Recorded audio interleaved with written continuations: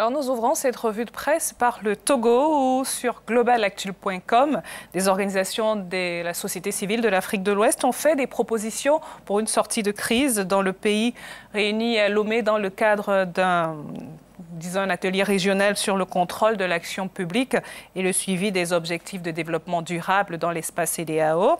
Eh bien, ces associations ou ces organisations de la société civile se sont prononcées pour une réforme constitutionnelle qui va permettre de déboucher sur une limitation du nombre de mandats présidentiels. L'élection du président de la République se fera par scrutin uninominal à 2 tours et ce scrutin doit également prendre en compte le vote de la diaspora. Disons que ça fait quelques semaines que les Togolais descendent régulièrement dans la rue pour réclamer des réformes et demander le départ du président Faure Gnassingbé. Direction le Nigeria avec le Premium Times où il est question de rapatriement avec des chiffres précis sur le retour forcé des Nigériens à la maison au cours du premier semestre de l'année.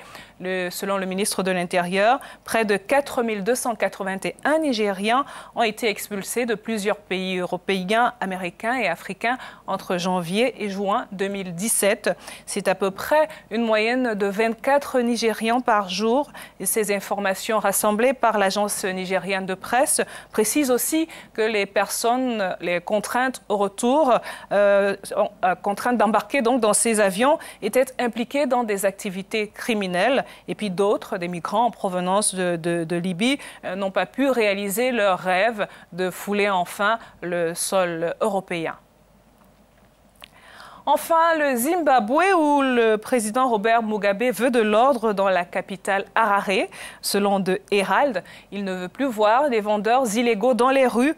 Robert Mugabe a déploré le fait que leurs activités aient un impact sur la circulation, la fluidité de la circulation.